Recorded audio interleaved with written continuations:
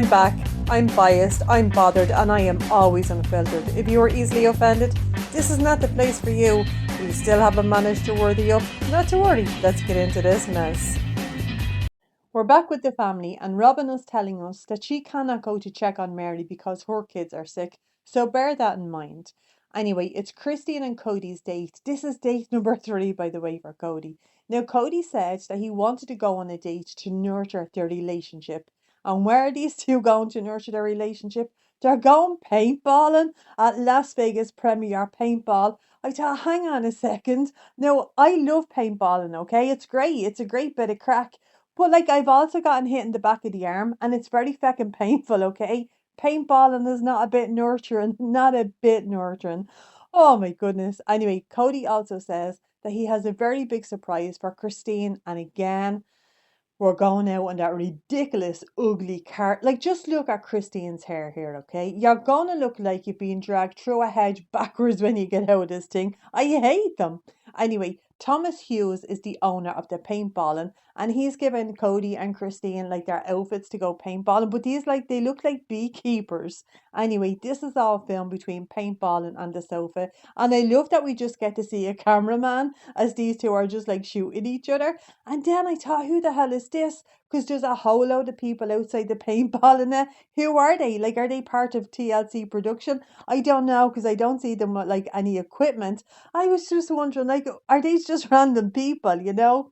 Anyway, these two, they're saying like that they want to do something interactive for their date, basically because they don't want to talk to each other.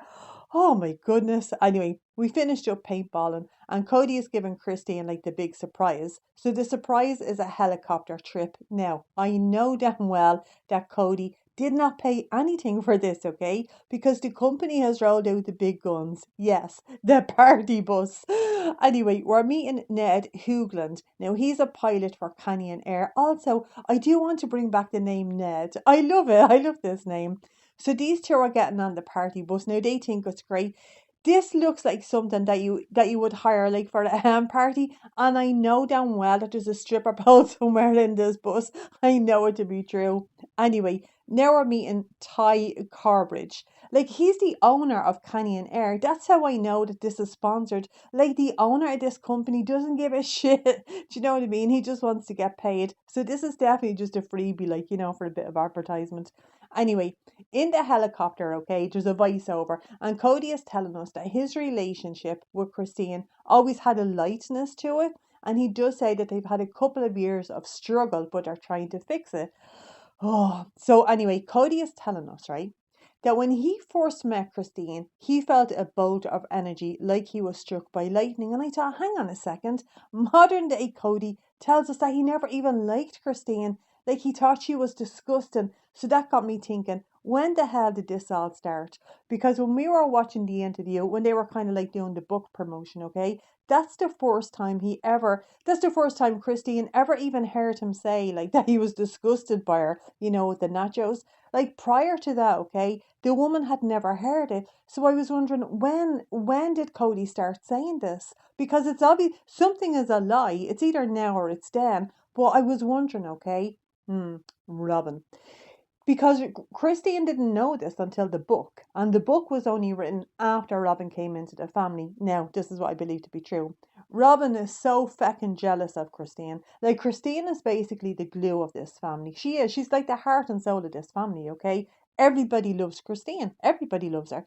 So Robyn was so fucking jealous, okay? And she was in Kody's ear. Like, you know, she didn't like it that Christine was the center of everything.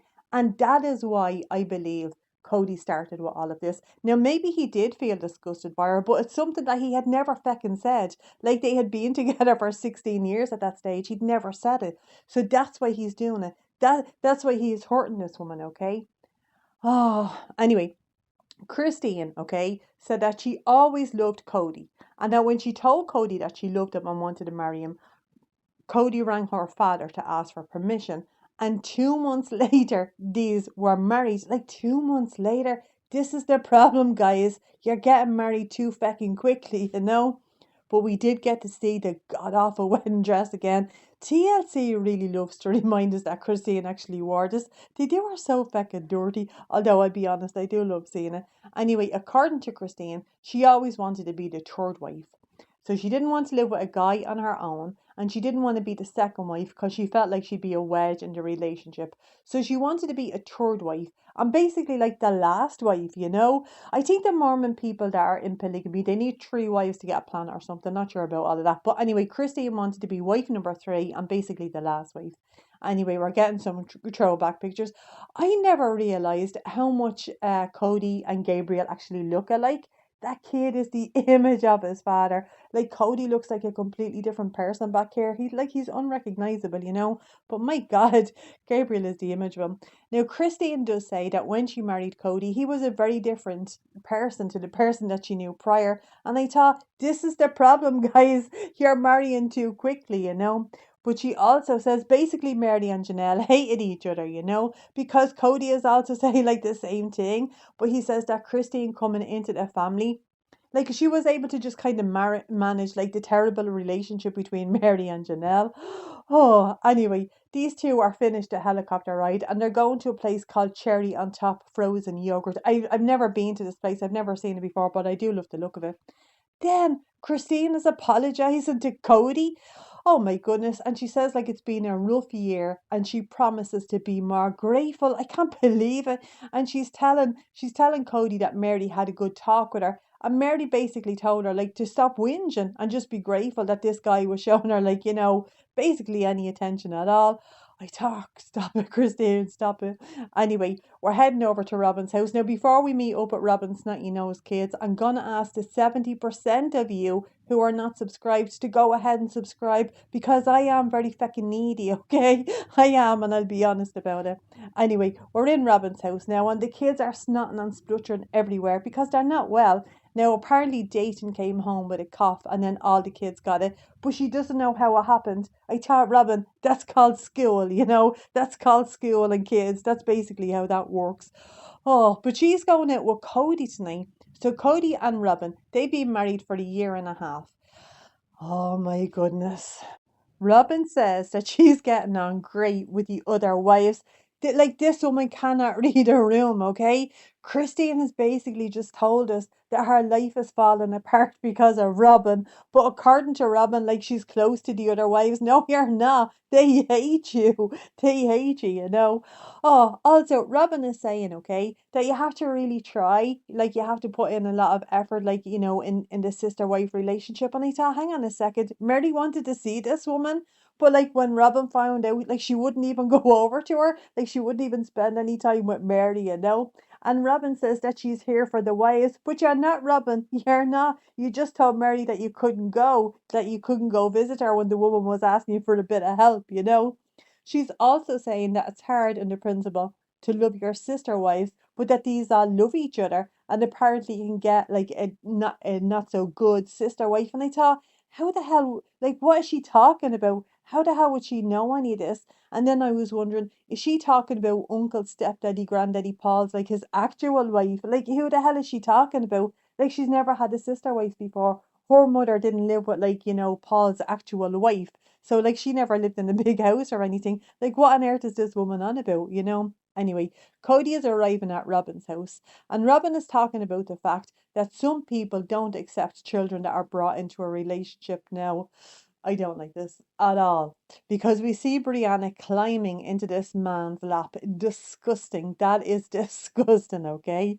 But Robyn says that although Kody is only there one out of every 4 nights, he is very present. And I thought, hang on, when did it go from one out of every 4 nights to one out of every 2 nights? Because her tenders like can't be away from Kody for more than 2 days. Like she's told us that. So when the hell like did this happen, you know? Anyway, I don't like any of this. Kody says that God made him fall in love with Robyn and with Robyn's children. That is disgusting. It's a disgusting expression. I don't like any of it, okay? Also, don't be falling in love with other people's 10-year-old sons. Don't be falling in love with their 7 and 5-year-old daughters. Don't be doing that. It's all kinds of gross. It freaks me out. Anyway, I thought to myself, what the hell is Nathan doing here? I think that's him, I spy in the corner. Anyway, the doctor said that the baby is grand, okay? Like the baby is grand. And she also says that he had an extra 2 weeks to bake. I've never heard of that expression before. It's all kinds of weird. I have to say, Kody is back with the Charles Ingalls type hair, and we find out that Maddie is going to babysit. But like she couldn't babysit earlier on, like for Robyn to go and visit Meri, like she could. I hate this. Okay, Robyn uses the OG kids. She only uses these kids when it suits her. Like when she wants the OG kids to do something for her to babysit, like to empty out her house, to do something, that's when she wants them, okay? And now she's getting Maddie to babysit because like it suits her. She really does treat them like her own personal, like, Cinderella's. I don't like any of that. Anyway, these two are going on a date to a place called the Melting Pot. And they have the baby with them. Now, this is the baby that was so sick, like she couldn't go to Mary's house, but now he can go out on a date with his mommy and his daddy. Makes no sense. Anyway, these two are having a four-course meal. And according to Robyn, when Solomon gets a bit bigger, they should go dancing. And I want to know where are they going? Like, what are they doing? I know these two are not out clubbing, okay? I know they're not. So, like, what the hell dancing are they doing? Is it some kind of ballroom dancing or something? I'd love to know. Oh man, I'd love to see it.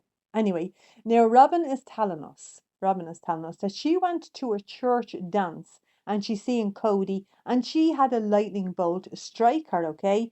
And then she ran into Meri. I thought this is all very feckin' convoluted. Now, Kody says that Meri was very attracted to Robyn. We know, Kody, we know. Kody also says that Meri was encouraging him to date Robyn, and his initial response was, oh no. So we thought, hang on a second, that's not what you're telling us today. Like today, you're telling us that you had the lightning bolt. So what the hell is true? There's so many feckin' lies, okay? There's so many lies. Oh, anyway, apparently Mary was very excited about Robyn, and she was telling Kody to ask Robyn to dance. We know she was very excited. Anyway, she's now Robyn is asking this guy, okay, if he's too old to have more kids. Like her stitches, whatever, her vagina is just healing from getting this child out. He's only a few weeks old, okay, and she's asking this man about another baby already. Oh, anyway, Kody reckons that he's not too old, but he's going to be 63 by the time Solomon is ready for college. I thought you need to reevaluate that, Kody. That sounds pretty feckin' old. Oh my goodness, 63 by the time like the kid graduates high school. Anyway, I'm looking at the food that these are eating. Oh, it looks like fondue, but it's also chocolate fondue. I'm not doing any of this. I'm not because Kody is dipping food into cheese sauce, but then he's just dipping like the same fork like back into the chocolate. That's a no. That's a no. Anyway, these two are going to go to the cinema with the baby who was so sick that Robyn couldn't bring him like to Mary's, okay? But it's grand for him to just like go to the cinema like after dinner. Oh, anyway, Kody says that they've been married for a year and a half and that they haven't had any problems because, and I thought this was very interesting, he says that Robyn brings any concerns that she has to him and she talks about it like very gently. I know damn well that she was talking about the other wives. I know it. And that's why Kody like said all that shit in the book. I know it. I know that she's in this guy's ear. Anyway, now she is saying that you have to work on the relationship with the sister wives and that you cannot be lazy in the relationship. And I thought, hang on, you wouldn't even walk a feckin' mile to go and see Meri who's pretending that she has a broken knee. Do you know what I mean? Anyway, we're finding out that it's Meri and Dayton's birthday. These two share a birthday. Now, Meri is 41 here. I don't know why, but I thought Meri was a bit older. Anyway, we find out that Dayton is 12 years old. And we see Meri and the feckin' crutches, okay? And she's telling us about like she feels a bit of a bond like with Dayton because they share a birthday. Now all the family is in Mary's house. Oh, and I get a picture of Mary here, all right? Now, I don't know if any of you watch Teen Mom, but when I got this picture, I thought, oh my God, Mary is the image of Kaya Lowry. That's exactly who she reminded me of. Also, I noticed that Mary's house is definitely 3 stories because Aurora is looking down on the family, but not from upstairs. So, like, it's from the second floor. I thought this thing is fucking huge. There's only 2 people living in it. We're wasting all this money. We're wasting all this space. That's not even going to be used up. So, of course, Robyn has to bring everything down the way she always does. And she's very worried about the older kids, especially Hunter accepting Solomon. And Kody is letting us know that he checks the kids' social media. And Maddie sent out a mass media, as he's calling it. Okay, I thought, what the hell is this guy talking about? Basically, like she posted a picture of the baby on Instagram. Now, she did have very few likes. I mean, I would have done the very same thing at the time. I'm just being honest.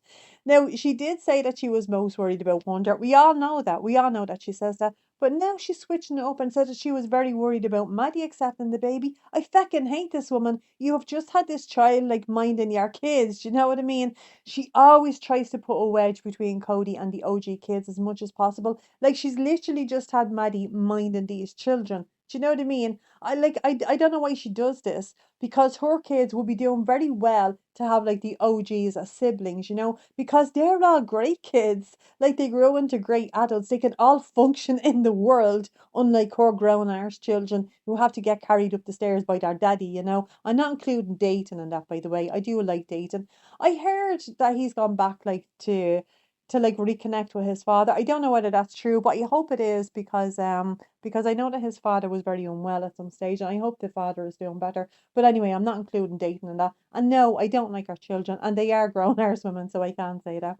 Anyway, we find out that Kody got Meri a special surprise for her birthday, and it's a trip to Mexico. Now, I'll be honest, I'm not happy about this. I'm not because Janelle only got a feckin' hike for her date. Like all the others got something that like cost money. And he basically like had a free date with Janelle, and now Mary is going to Mexico. Like she's just being skiing. This doesn't seem like it's not very fair. Do you know what I mean? Anyway, Christine got Mary a lap desk because apparently she's immobilized because of her knee and she has to lay in bed. And I thought, Mary, just sit on the fucking couch. It's only a sprain or a strain or something, you're grand. But Isabel got Mary a picture of the two of them in a frame that Isabel made. I thought that was really sweet, actually. Janelle got Mary a gift voucher. I am not a bit surprised by the gift voucher. That seems very Janelle kind of present. Anyway, Gabriel has given Mary the special present that Kody got her because Kody wrapped it in a jewelry box. And Mary is delighted with this. But I'm looking at Janelle's face. Now, I don't believe that Janelle is jealous or anything like that. I don't believe it. I think Janelle is worried about money here. I do. Look at her face, okay?